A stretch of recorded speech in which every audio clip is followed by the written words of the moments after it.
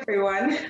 Today I'm talking to Faith, and she is an airline pilot, a captain, and has flown for a very long time. She's flown different aircraft types in different countries and continents, and she's now a captain, and she's going to tell us a little bit about her journey, how she started, and how she got here.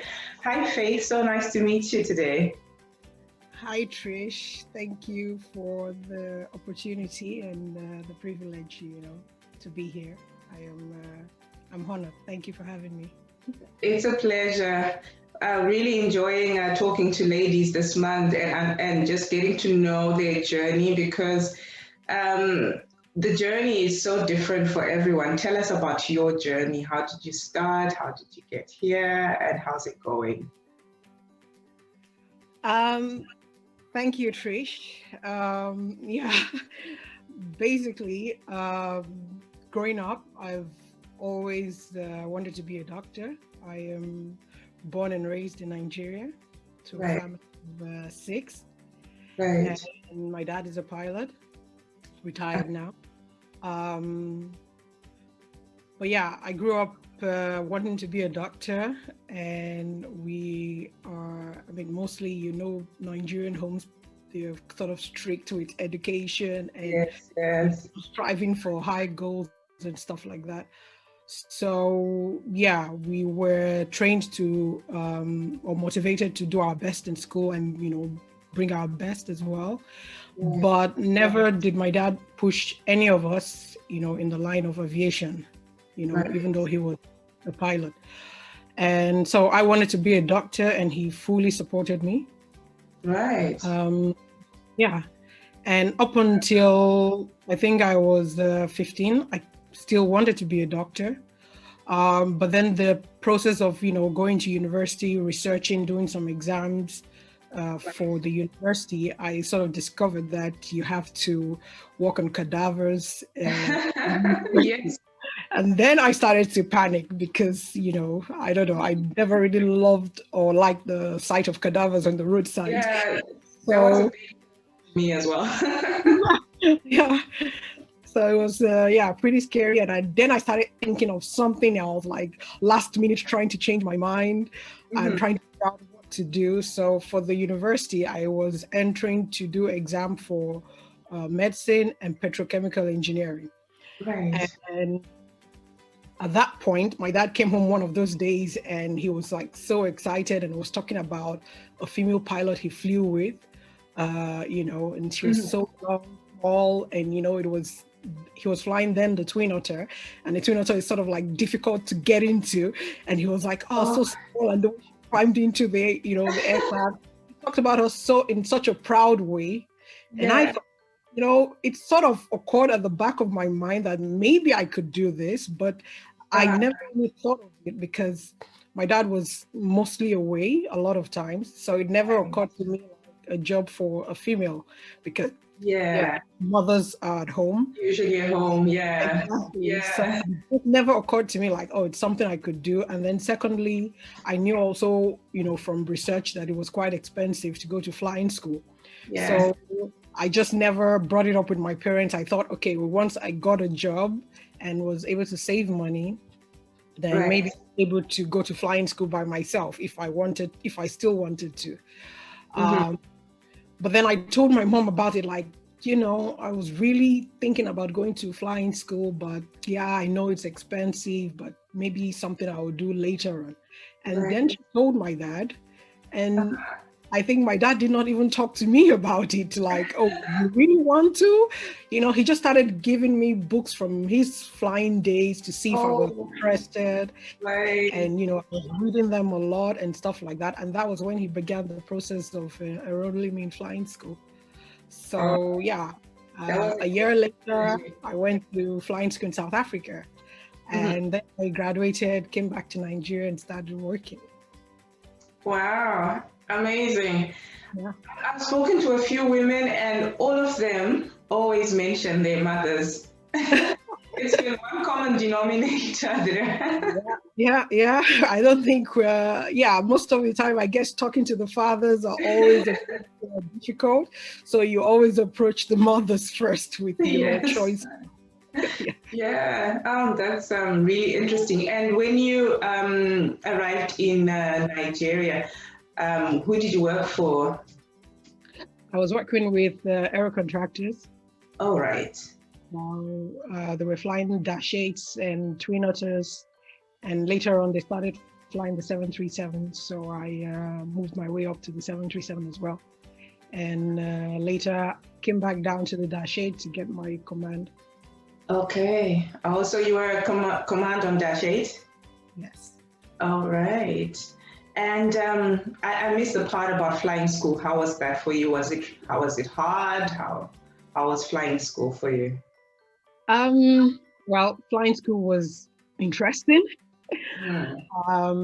There were not so many females. Right. Were quite a handful. Mm-hmm. And getting to flying school, it was a bit of a struggle at the beginning. Right. I remember doing my first pre-check ride. Yeah. So a check before the check ride to sort of to release you to go solo. Right. And that didn't go well. Oh. And it followed up with a phone call to my dad saying that maybe I should go back home. No. Yeah. And I told my dad, like, okay, the situation in the school is quite sensitive, but I am not going to, put blame.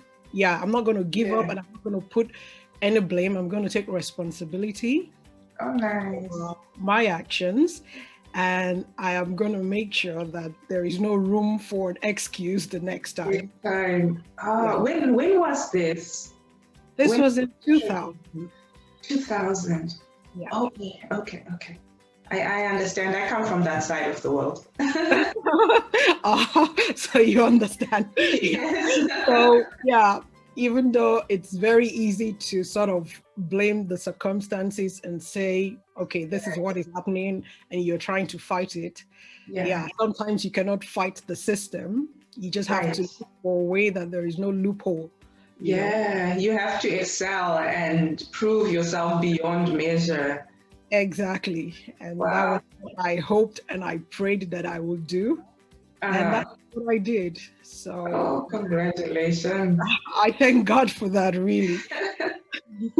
Wow, that must have been something. Like after one, pre-check ride, then it's over. That's I know quite not a few, but at least one girl that was also sent back home like that just after a pre-check ride, and she never came back. So it could have gone worse for me as well, Oh boy. That just sends shivers down my spine.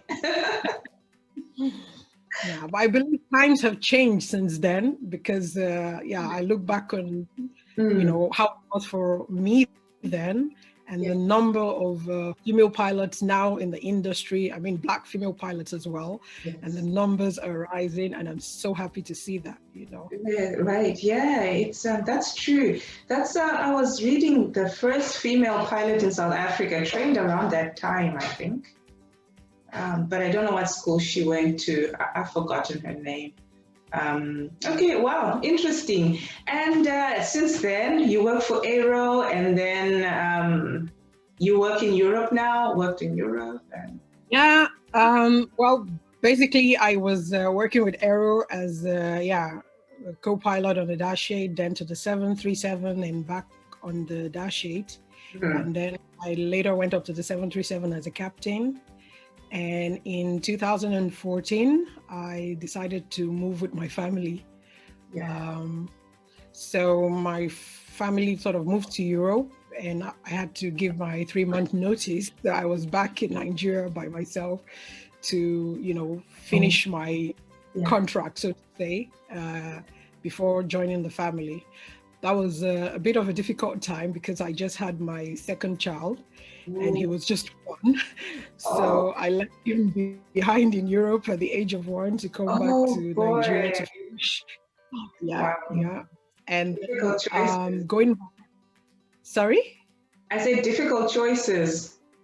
Yeah, that is. I think that is when I realized the beginning of what it's going to feel like living in Europe. But it never occurred to me that it was going to be a norm. I just thought, okay, this was a one-time thing. I have to go back to, make things right and, resign properly and, do things right, basically. And so leaving the family for 3 months was really difficult, and I thought never again, this would never happen again. I remember actually saying to my husband, I never want to do this again. Never say never. Absolutely. When I came back, I had to convert my license all over again. Ooh. So I came with a South African commercial license and an American ATPL. Right. And so I had to convert that to get the EASA license. How was that? So it was a lot of studying, because I remember a friend of mine told me a couple of times, try to get the EASA license. Yeah. And then gave me all the 14 books plus extra that you have to study. I thought, what do I need the EASA license for anyway? So I always put them aside and I never really focused on it until I needed it, because I needed it to work in Europe. I couldn't get a job with my Nigerian license. So now I had to study. I had the time to study. It wasn't like, before I was trying to combine work and kids and studying. So now it was just studying and the kids. It was not so easy, but I had a lot of help. I had my husband helping, my in-laws helping, and they helped look after the kids once in a while. And sometimes I had to study with the kids. I had to pattern. And basically, when I had to go to write my exam, it was quite a distance away from where we lived. So I had to go for like overnight, a day or two. Oh, yes. So that was not so bad, like, leaving the kids for 3 months. It was sort of doable. And I had all my exams. And then the rest of the process was pretty much easy. It was basically just to do a flight test on my experience to get the EASA license. Wow, you did better than me, because I started doing my my EASA license as well, and I did a few exams, and I had the same experience. I traveled, 2 or so hours to Gatwick Airport for the exams. That was the nearest station, testing station for me. I did it a few times, working and studying and then going to the exams. And I was part of the group that was the first when they introduced JAS 66 for engineers. So we had no idea what they were testing. So when they introduced it, I was like one of the first people. And unfortunately, I gave up. Oh. Yeah, but that's when I decided to go to City University, and I noticed that we are both from City University. Yay, alumni! University. Yeah. Yeah, I decided to go to City. I was young, so I thought, this will replace the license. So the path that I wanted to go didn't really require the license, but I eventually found out that the license is the foundation for everything. But it's worked pretty well, without the license. But So and then you went to City University, and how was learning just general? Did you do transport management or safety? Which one? I did air transport management. All right. That was before I even left Nigeria. Okay. So I always thought basically it would be nice to have something to fall back on. Eventually, first of all, you would want to give up flying at a particular age, being a mother and Yes. that, and Right. you would want to go sort of into management. Yes. And then my main goal actually was more of being an instructor. I'd love to teach. So Right. to be a training instructor on simulator instructor. And then the management would just basically to understand how the airline runs, for me. Yes. And then with that, you could sort of step down from flying. Right. If anything happens and you sort of lose your medical, which is very delicate in the industry, I always have something to fall back on. And that was why I wanted to do that. Yes. But I mean, even though now I see with the outbreak of Corona, it doesn't really help the situation because aviation is completely hit by this. And so whether it's not flying or it's the management position, everything is on the standstill. But basically, I wanted to do that. I wanted to understand better how the industry worked. And I enrolled at City. Yes. And initially, I found it a bit challenging because I found myself lost in the midst of all the, I don't know, all the other people in class felt like people have been to university already before going to flying school, and now they're getting a master's. And, I didn't follow that part. My flying experience counted as like an undergraduate point for me. And so when people were talking about, we're having discussions on, transport management, whatever, fleet management, and people were using like really big words, and I got completely lost, and I'm thinking, oh no, I'm in the wrong place,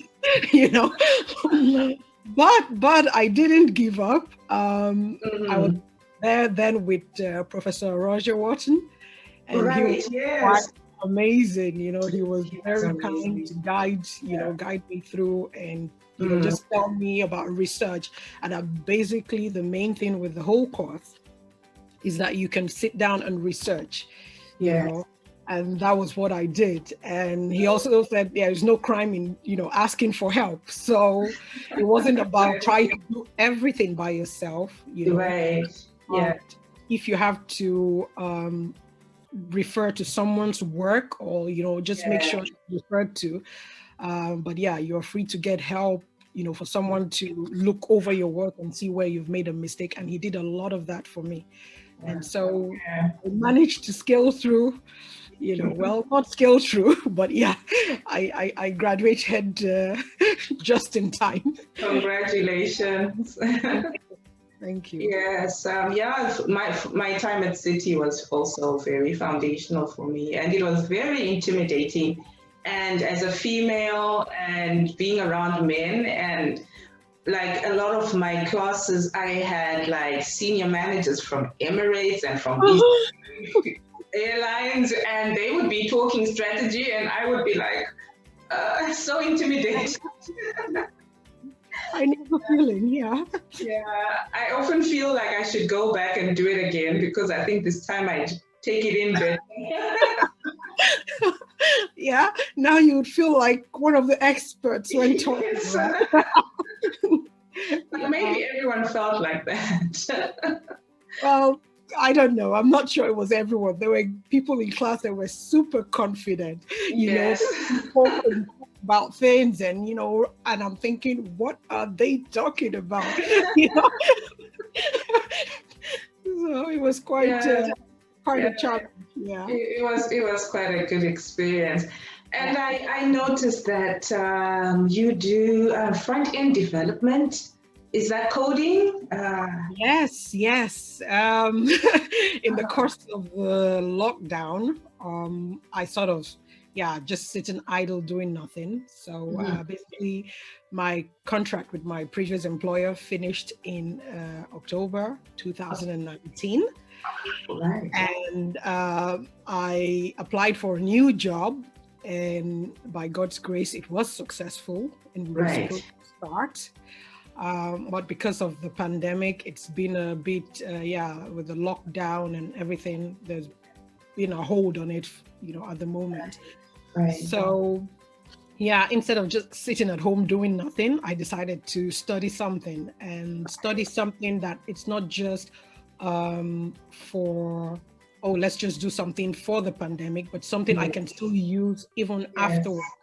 And I Right. believe coding, front-end development, it's gonna, I mean, even while flying, I Yes. could be doing that as a freelancer if I wanted to, you know. Exactly. Exactly. That was how I mean, I didn't actually just choose it. Actually, I think the way I fell onto it was I was researching Right. about an NGO, right? So a friend Right. of mine, we were trying to um, sort of encourage girls into STEM.